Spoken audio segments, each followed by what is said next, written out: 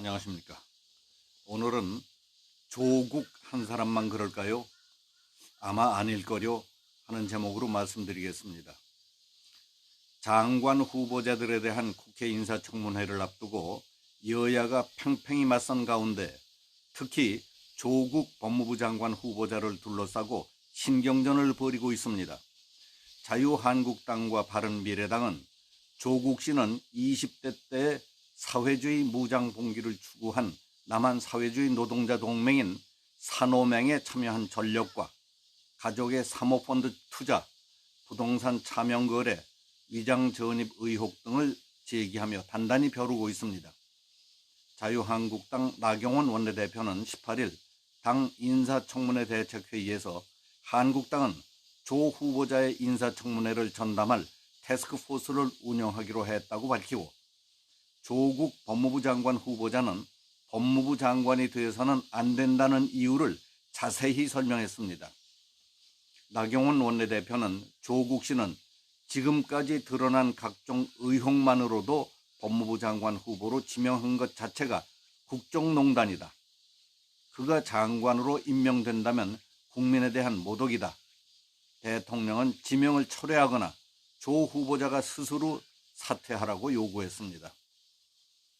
나경원 대표는 조 후보자는 위법한 후보, 위선적인 후보, 위험한 후보라며 3대 불가 사유를 들었습니다. 그는 자기 재산 56억 원보다 더 많은 74억 원을 사모펀드에 투자하겠다고 약정했는데 실제로는 10억 원만 투자해서 자본시장법 위반 소지가 있고 또는 편법 증여 의혹이 제기되고 있다고도 했습니다. 또 민정수석 자리를 돈벌이 수단으로 쓴 것이라는 매우 합리적인 의심이 든다, 그렇게도 말했습니다. 나 원내대표는 조 후보자 동생 부부의 위장 이혼 의혹과 관련해서 조 후보자가 착한 척, 정의로운 척, 깨끗한 척 했는데 관련 의혹 모두가 본인이 다 앞장서서 했다는 것이 나왔다. 위장 전입 문제나 폴리페쇼 문제는 특권의식에서 비롯된 것이다. 위선적인 후보라고 강조했습니다.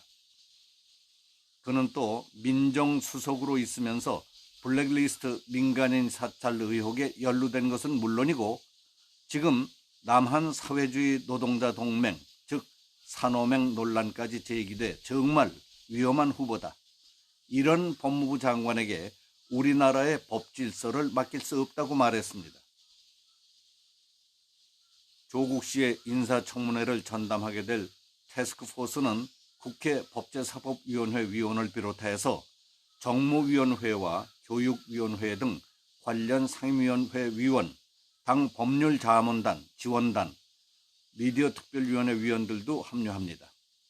조 후보자의 사모펀드 관련 의혹에 대해서는 정무위원회, 웅동학원과 관련된 동성애 위장위헌과 채무변제 회피 의혹은 교육위원회와 관련이 있습니다.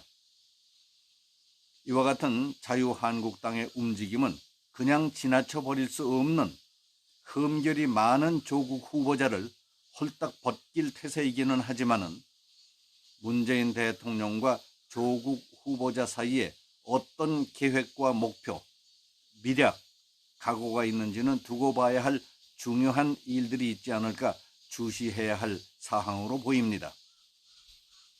지금까지 매스컴을 통해서 드러났거나 제기된 조국 후보자의 문제점과 의혹, 그리고 전력 등 몇 가지를 요약해 보겠습니다. 조국 씨는 사회주의 혁명을 위해 무장봉기를 주장한 산호맹, 즉 남한 사회주의 노동자 동맹 활동으로 실형을 선고받아 복역한 전력이 있습니다. 1993년 울산대학 법대 전임 강사 시절 국가보안법 위반 혐의로 기소돼서 6개월 동안 옥살이를 한 바 있습니다. 자유한국당을 비롯한 야당이 이를 문제 삼자 조 후보자는 과거 독재 정권에 맞서고 경제 민주화를 추구했던 활동이라며 부끄럽지 않다고 했습니다. 사회주의 혁명을 위해 무장봉기를 하려고 산호맹 활동을 한 것이 적발돼서 실형까지 살았던 것을 경제 민주화를 추구했던 것으로 부끄럽지 않다고 떳떳하게 말했던 사람. 조국 씨는 앞으로 청문회에서 웅동학원과 집안 재산 문제, 민정수석으로 있으면서 조성한 사모펀드 문제 등과 관련해서 집중적으로 추궁받게 될 것으로 보입니다. 그의 이런 태도에 대해 일부에서는 인민들에게는 건전한 생활을 요구하며 뒤로는 온갖 짓을 다 하면서 재산 불리기를 하는 중국의 귀족 공산당이 연상된다며 조 후보자의 표리부동한 모습을 보고 비난하는 사람들이 많습니다. 사회주의 혁명을 내세우며 반국가 행위를 일삼던 사람이 자기들이 욕하던 천민자본주의의 샘플 같은 민낯을 드러낸 데 대한 비웃음이 세상에 번져가고 있습니다.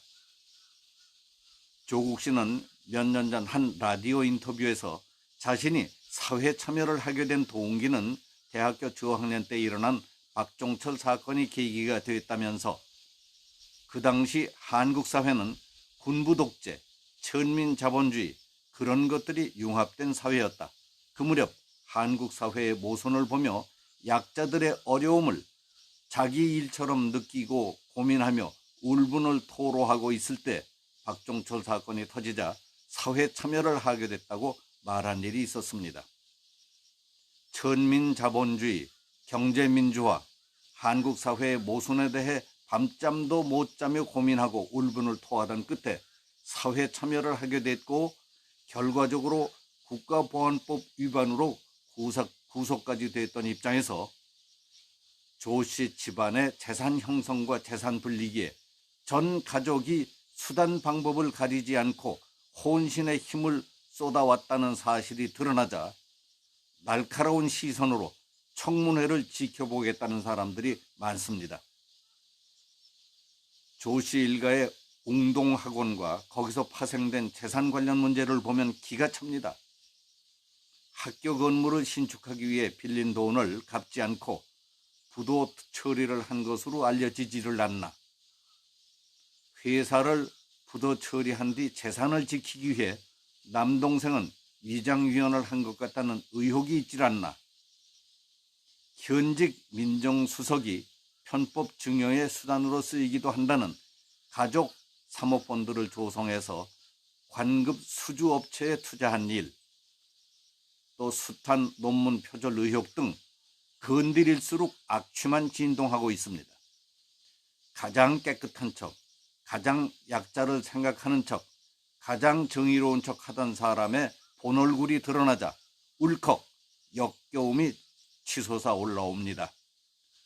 지금 이 나라 순회급이라는 분들 중에 가장 깨끗하고 양심적이고 정의롭게 보이던 조국 씨마저 비리 덩어리라니 조국 한 사람만 그럴까요?